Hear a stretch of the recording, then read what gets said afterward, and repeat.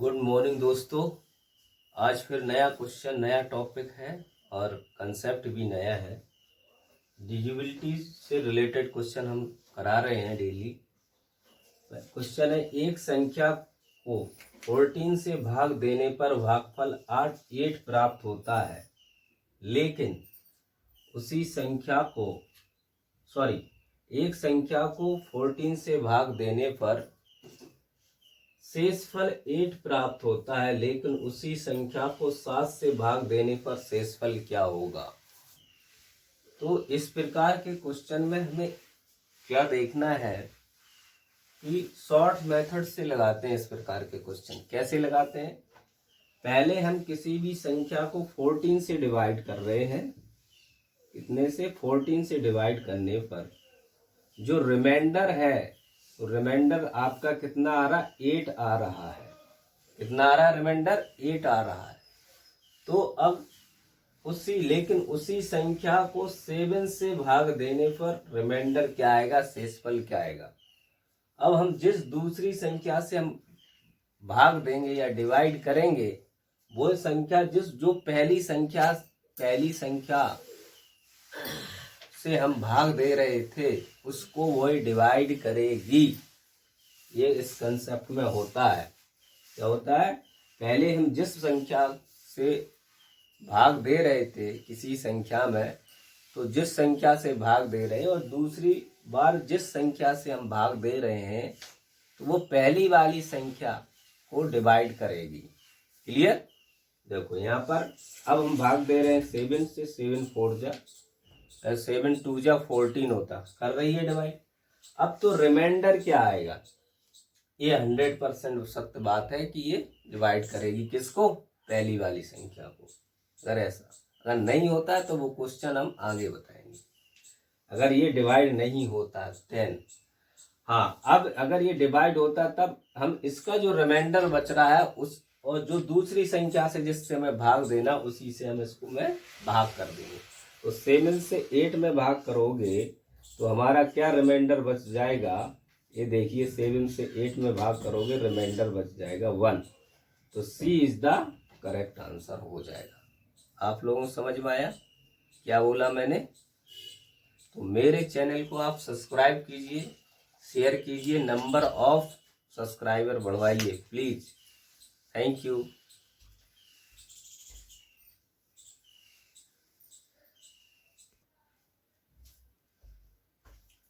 Hello दोस्तों, ये नया क्वेश्चन कंसेप्ट है। यदि किसी संख्या के n गुने में या संख्या के वर्ग n गुना हो, या संख्या का वर्ग करो या क्यूब करो, घन करो, तो भाग देने की बात कही जाए। संख्या का n गुना हो या वर्ग हो या क्यूब में भाग देने की बात कही जाए, तो ठीक वही क्रिया पहले वाले शेष के साथ करके दूसरे भाजक से भी भाग दे देते हैं। अगर किसी संख्या के n गुने कहा जाए या वर्ग कहा जाए या क्यूब कहा जाए, तो ठीक वही क्रिया पहले वाले के साथ करते हैं। क्यूब कहा जाए तो क्यूब करेंगे, वर्ग स्क्वायर कहा जाए तो स्क्वायर करेंगे, और गुना कहा जाए तो n गुना करेंगे, टाइम्स करके दूसरे भाजक से भाग दे देते हैं। दूसरे भाजक से इसमें शेष के साथ वही क्रिया करते हैं। क्या करते हैं? शेष के साथ। ठीक है, तो ठीक वही क्रिया पहले वाले शेष के साथ करते हैं। अगर पहले वाले शेष के साथ करके उसका स्क्वायर है तो स्क्वायर करेंगे, गुना कहा जाए गुना करेंगे, क्यूब कहा जाए क्यूब करें, फिर दूसरे वाले भाजक का उसमें भाग दे। देखो आओ क्वेश्चन से क्लियर हो जाए। किसी संख्या n में 240 से भाग देने पर शेषफल 7 बचता है। संख्या n थी, इसमें 240 से भाग दिया तो रिमाइंडर आपका बच रहा 7। क्लियर? देखते जाना। यदि 6n में 15 से भाग देने पर शेषफल क्या होगा। अब इसमें देखो क्या कर रहे हैं, 6n कर दिया। यहाँ पर संख्या n थी, क्या कर दिया? 6n, मतलब n गुना कर दिया। n गुना कर दिया मैं 15 से भाग देने पर। अगर आप यहाँ पर क्या बोला गया है कि अगर किसी संख्या के n गुने, संख्या के स्क्वायर, संख्या के क्यूब में अगर भाग देने की बात कही जाए तो ठीक भाई क्रिया पहले वाले शेष के साथ करते हैं। मान यहाँ पर क्या संख्या का n गुना हो रहा है, तो यहाँ पर भी संख्या का क्या करेंगे, n गुना, कितने गुना हो रहा है, 6n गुना, तो 6 शेष के साथ करेंगे, तो शेष के साथ हो गया 7 × 6 गुना कर दिया 42। ठीक है, शेष के साथ करके दूसरे भाजक से भाग देते। दूसरे भाजक क्या है, 15 के इसको डिवाइड कर दो, क्या आ गया, 15 2 जा 30, तो कितना बचा, 12 बचा। तो रिमाइंडर क्या आ जाएगा, यहाँ पर रिमाइंडर आ जाएगा, आर आ जाएगा 12। समझ में आया कैसे हुआ ये देखते जाओ।